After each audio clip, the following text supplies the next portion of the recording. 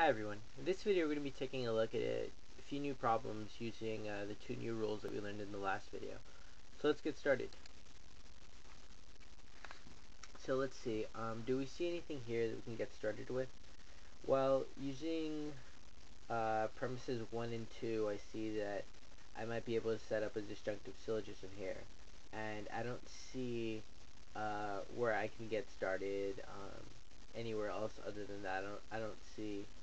Well, I guess I could use implication on 3 and 4, and that might lead me to some interesting conclusions, but I think it's just more straightforward to try to use 1 and 2. That seems easier.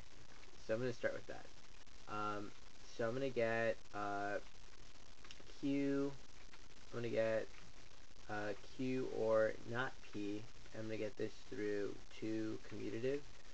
And I'm going to get not Q, I'm going to get not P through 1, 5 disjunctive syllogism. So now that I have not P, what can I do?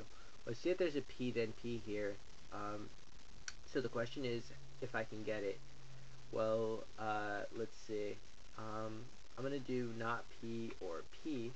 I'm going to do this through 6 addition. And now that I have a not P or not P, I can turn this into a P then P. And the reason this is possible is because, as we showed in the last video with implication, P then Q turns into not P or Q. So the left disjunct has a negation over it, and the right disjunct is unaffected. So in this case, the left disjunct, not P, its negation is removed when it's turned into a conditional, and the right disjunct is unaffected. So imagine if this was Q, right? If this was Q, this would be P then Q. And if you turn P then Q into not P or Q, then the left disjunct is what gets negated. So in the same way, if you have a negation with the left disjunct, you can turn it into a conditional. So that was what we did. Now that we have, well, we got P then P through 7 implication.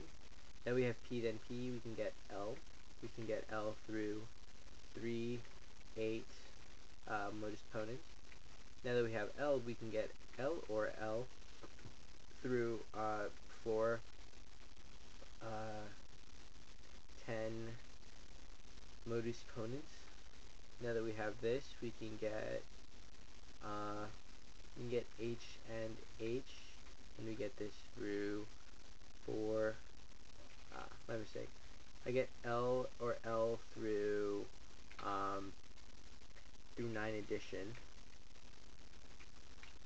Mixing up steps here. I get L or L through 9 addition, and I get H or H through 4, 10 modus ponens.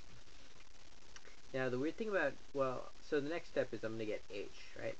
The weird thing about H is I'm supposed to get H through 11 tautology, right?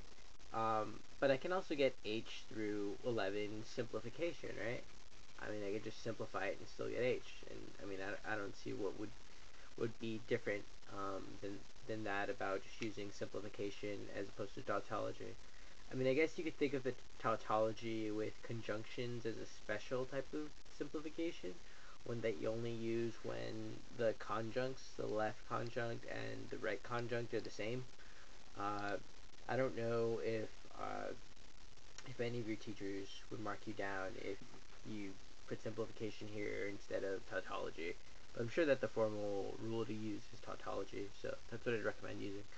So let's finish up this problem. The conclusion is not Q and H, and we have not Q and H, so we just need to conjunct them. So we get not Q and H through 1, 12 conjunction. So that's the problem. It was pretty straightforward, I felt. Let's take a look at the next problem.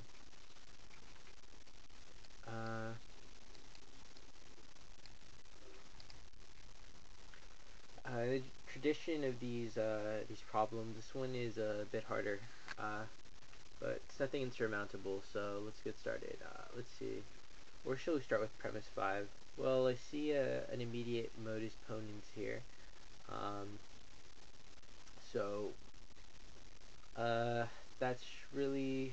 thing I really see here. So I'm gonna get started with that. So I'm gonna get Q then L through 1, 2 most ponens. Now that I have Q then L, I see something here in premise 3, P then L, right? So here's this rule that I noticed that we haven't been using in a while, so I kind of wanted to use it again. That rule is, if you remember, it's hypothetical syllogism. So we get this through 1, 5, hypothetical syllogism. And so if you remember with hypothetical syllogism, if you have P then Q, and you have Q then L in this case, or Q then R, then you get P then L, right? The Q is kind of like the chain which hooks them together. Then you get that. So you have P then L now. Now that we have P then L, we can get not Y. So we get not Y through 3, we get not Y through 3, 3, 6 most ponens. Now that we have not Y, the next step is a bit tricky. I'm not really sure what the right way to do it is. You see, with premise 4 is interesting, right? Because we have this thing right here. In the previous example, I mentioned that you can simplify sort of these things, and it would turn out the same. I'm not sure if you can formally do this, but I think you can, and the result would be the same. So I'm going to go through both examples just to show you what I wanted to do.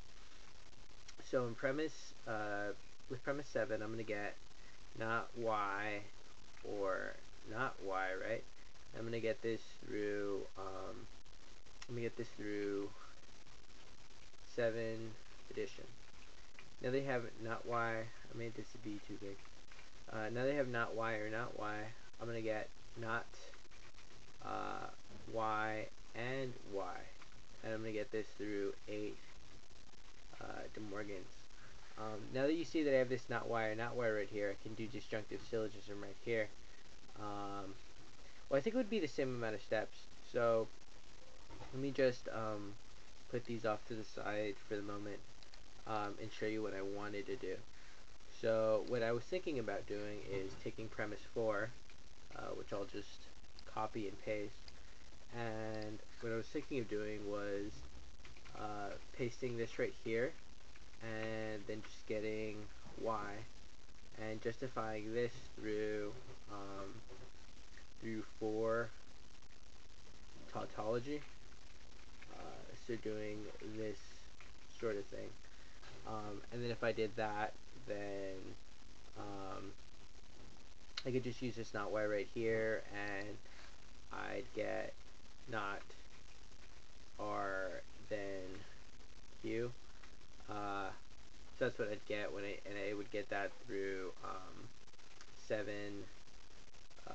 8 most tolens. I think overall I saved like 1 step using this method as opposed to the other method. And if there are any advantages to using this form of tautology, as opposed to just simplification, I think this is one of its main advantages. I'm fairly certain that you can't simplify in any parentheses, but you might be able to use tautology. I really wouldn't see the difference. But, you know, we're going to be careful here. So I'm just going to revert back to my old premises. Okay, so now we have this. Now that we have not Y or not Y, we get not R then Q here, and we get this through 4, 9 most tolens. Now, what can we do with this? We haven't really looked at how negated conditionals work, and the reason I haven't explained it is because it's kind of hard to explain unless you have the rule implication. So now that we have this rule, I'm going to explain it. So remember what implication says we can do to conditionals, right? So this conditional would be, let's say we can break this down in the parentheses using implication. So this would be not R or Q, right? and we get this through 10 implication. So now that we have this, we can just use De Morgan's and get not R and Q and not Q, right? And we get this through 11 De Morgan's. Now that we have this, we can get R and not Q, and we get this through 12 double negation. And so if you have a negated conditional, remember that that a conditional, when you use implication, a conditional is just not, it would be not and then the left disjunct and then or the right disjunct, right? So not R or Q.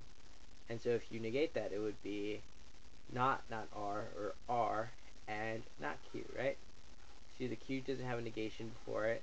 So when you use De Morgan's, the Q would get a negation. This is an OR operator, right? Not R or.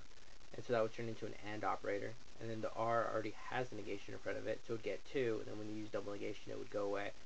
So a negated conditional is R and not, and then whatever else, right? So R and not Q in this case. That's essentially how it works. I mean, you might be able to go straight forward from one to the other, but I just kind of want to do every step to explain it.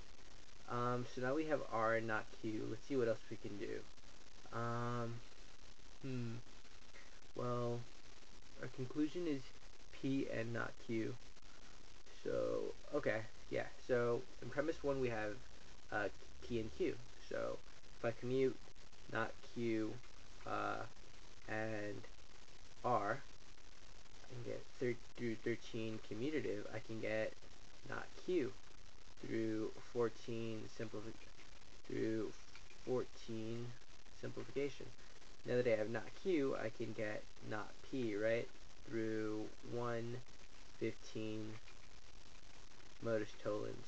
So I have this not Q right here that I got through this thing, right? Like, I did this little song and dance. I got not Q, and then using this not Q right here, I'm able to get this modus tollens to get not P. Using modus tollens, I'm able to get not P. Then move the camera down a bit. Now that I have not P, I can get not P and not Q. So not P and not Q. And I'm going to get this through 15, 16, conjunction. And just remember, it doesn't matter with conjunction which one is higher. You can conjunct in any order. So yeah, just a reminder. I have not P and not Q. Let's see, I also want to get R and not Y. So I can get R through 13 simplification. And I can get, move the camera down a bit again. I can get R and not Y through 18 through 7, 18 conjunction.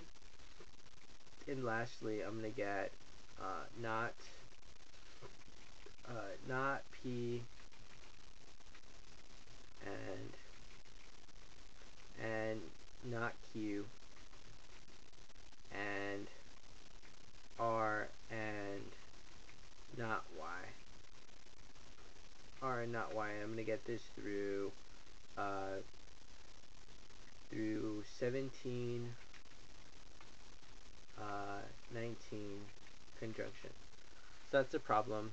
It was kind of long, and there was a bit explaining and maybe some complications or some kind of weird stuff about it. But I felt that they were pretty straightforward. So that was it for this video, and I'll see you guys in the next video.